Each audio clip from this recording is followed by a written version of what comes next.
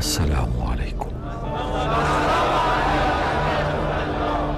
جاء في معجم أحاديث الإمام المهدي عليه السلام حديث رقم 659 في حديث طويل قال: فيتقدم المهدي من ذريتي فيصلي إلى قبلة جده رسول الله صلى الله عليه وآله، ويسيرون جميعا أي المهدي وأصحابه إلى أن يأتوا بيت المقدس. ثم ذكر الحرب بينه وبين الدجال، وذكر أنهم يقتلون عسكر الدجال من أوله إلى آخره. والدجال في هذا الحديث يملك عسكرا يقتلهم الإمام المهدي وأصحابه. في الحديث رقم 427 من نفس المصدر أي معجم أحاديث الإمام المهدي جاء ما يأتي: ليهبطن الدجال خوز وكرمان في 80,000.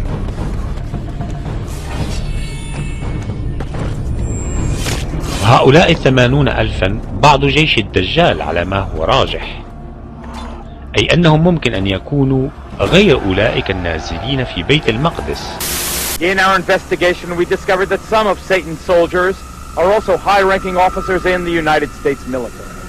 Here at San Francisco's Presidio Army Base, for example, Lieutenant Colonel Michael Aquino led a double life as a satanic high priest. The colonel's cult is listed in the San Francisco telephone book, and his phone answering machine boasts of his affiliation. This is the Temple of Set. The temple is the only international satanic religious institution fully recognized by the United States government. Indeed, the Army does officially recognize Satanism as a legitimate religion and supplies chaplains with this guide for ministering to the satanic soldiers. Yet unofficially some charge that Army bases have become sanctuaries for devil worshippers.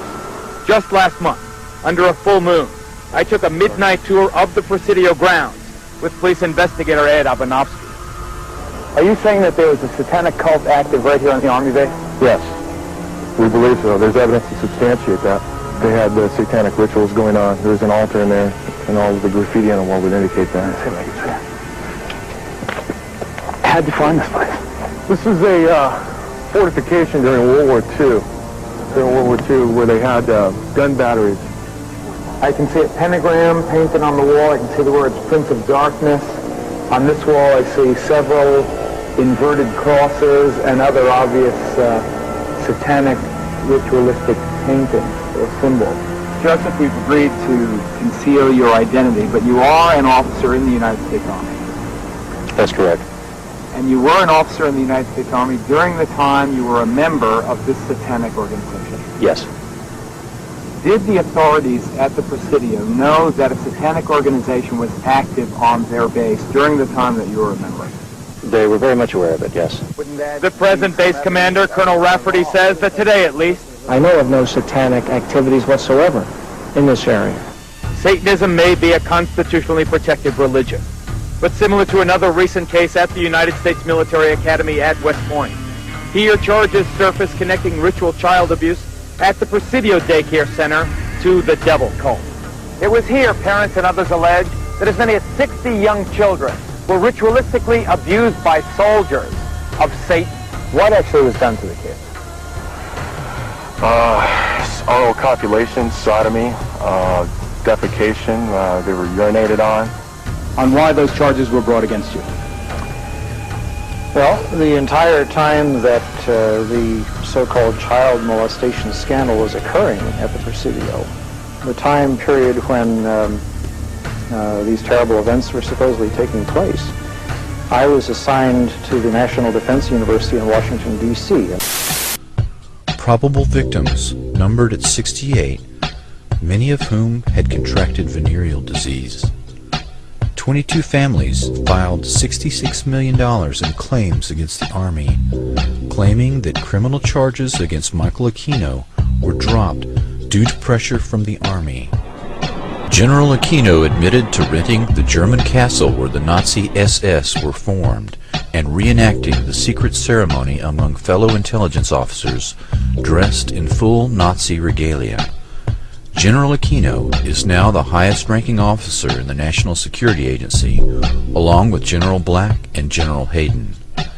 It is important to remember that General Aquino is first and foremost a military intelligence officer with over 40 years' experience in counterinsurgency operations and an expert in psychological warfare. General Aquino's psychological warfare campaign has started or infiltrated cults and other closed systems as part of a concerted effort to control large numbers of people and to destabilize the centers of constitutional and legal authority both here in the United States and in other nations. وأيضا عن أمير المؤمنين عليه السلام في حديث يذكر فيه بعض العلامات التي تسبق خروج القائم عليه السلام، يقول: وغلبت الروم على الشام، وغلبت أهل أرمينيا، وصرخ الصاروخ بالعراق، هتك الحجاب، وافتضت العذراء، وظهر علم اللعين الدجال. ثم ذكر خروج القائم عليه السلام. المعجم الموضوعي لأحاديث الإمام المهدي عليه السلام في الصفحة 29. والعلم كما هو واضح علامة رمزية تتخذها الدول للإشارة إلى كياناتها. وصراخ الصارخ في العراق بظهور علم الدجال إشارة إلى الاحتلال الأمريكي للعراق، ويشير إليه صراحة الحديث الذي يصف دخول الدجال إلى العراق من جهة جبل سنان في البصرة. فعن رسول الله صلى الله عليه وآله في معجم أحاديث الإمام المهدي الجزء الثاني الصفحة 63 وأيضا في الفتن بن حماد قال: أول ما يرده الدجال سنام، جبل مشرف على البصرة، هو أول ما يرده الدجال. ومعروف أن القوات الأمريكية دخلت العراق قادمة من الكويت من الجبل المذكور. وعلى أي حال نحن نعيش عصر الظهور ونشهد بأم أعيننا احتلال العراق من قبل القوات الأمريكية الدجال الأكبر.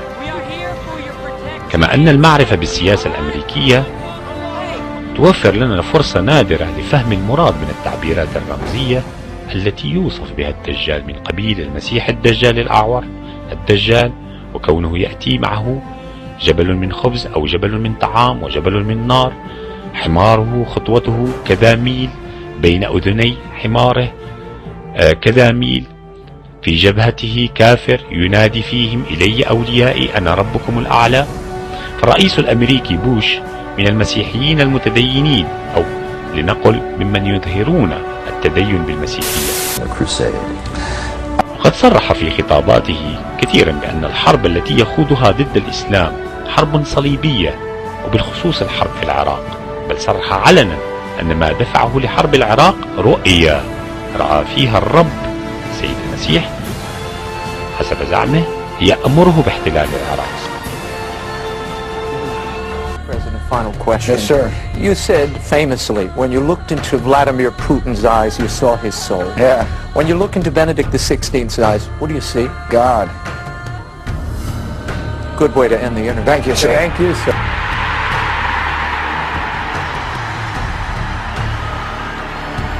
Bush said to all of us, I'm driven with a mission from God. God would tell me, George, go and end this, fight those terrorists in Afghanistan. And I did. And then God would tell me, George, go and end the tyranny in Iraq. And I did. And now again, I feel God's words coming to me. Go get the Palestinians, get the Israelis their security, and get peace in the Middle East. And by God, I'm going to do it. وأكثر من هذا، فهو كان يدعي في بعض ما صدر عنه أنه مأمور من قبل الرب بتأديب شعب الخطيئة في بابل.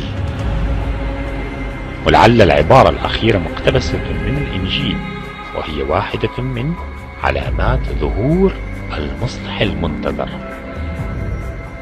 وأما أن الدجال أعور فلأنه لا يرى إلا بعين المصلحة المادية، وإن ادعى ما ادعى من حقوق الإنسان والمصالح الشعوب وإلى غير ذلك من المبادئ التي يسوقونها لخداع الناس. ومعلوم أن السياسة الأمريكية وغير خفي على الناس لا تحسب حسابا لأي شيء عدا مصالحها المادية. فجبل الخبز أو جبل الطعام هو تعبير رمزي عن القوة الاقتصادية وحالة الرفاه المادية التي تستخف بها أمريكا أتباعها. وجبل النار واضح أنها ترمز إلى القوة الحربية الفتاكة التي تخيف بها الحكومات والشعوب، التي نسيت أن لا قوة إلا بالله. والحمار هو طائراتها أو باخراتها ووسائلها التي تسرع بها وتسارع بها لاضطهاد الشعوب، وكل من يقف أمامها يقول لها لا على سياستها ومبادئها.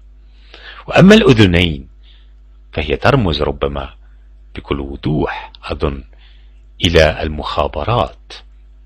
This compartmentalization of memory was what the government was interested in, because they figured that if a person couldn't think to bring to mind abuse, they wouldn't be able to think to bring to mind government secrets, government perversions, or anything else they wanted compartmentalized in the brain.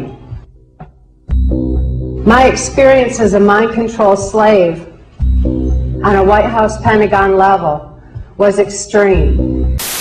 Yes, I would, Ted.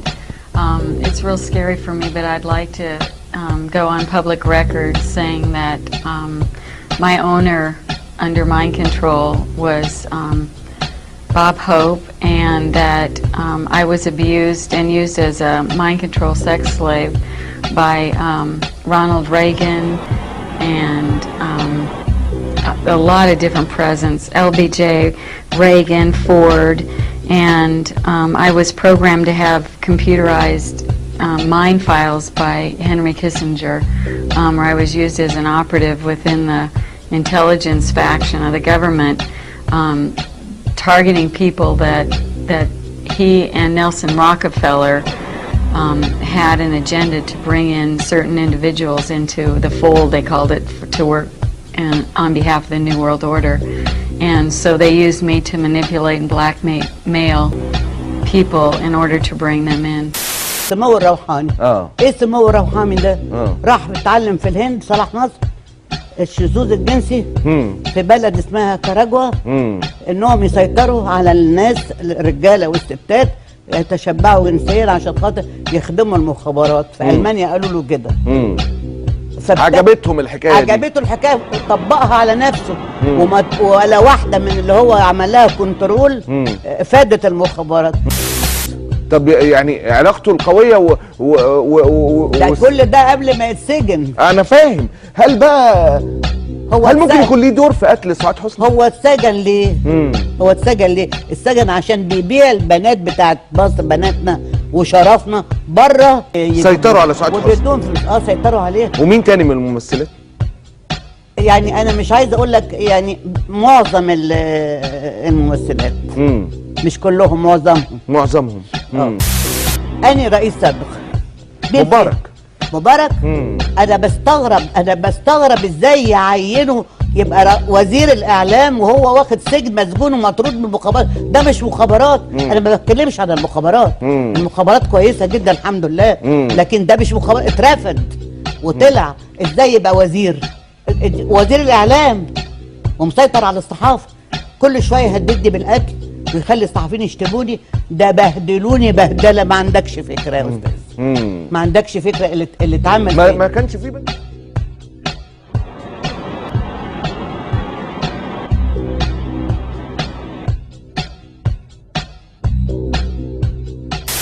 اوضح بس موضوع الكنترول ده لو اذنتي. اتفضل. يعني ممكن طبعا الاستاذ اعتماد بحكم كم المعلومات الكتير فهي الكنترول عمليات الهدف منها اللي اقنع بيها صلاح نصر زعيم جمال عبد الناصر يعني في ذلك الوقت، انه من الممكن ان احنا نستخدم عدد من الفنانات المشهورات واللي ليهم افلام في احضار معلومات محدده عن تحركات عدد من المسؤولين والامراء العرب والقاده العرب اللي بيجوا مؤتمرات مثلا زي مؤتمر، يعني اكتر كلام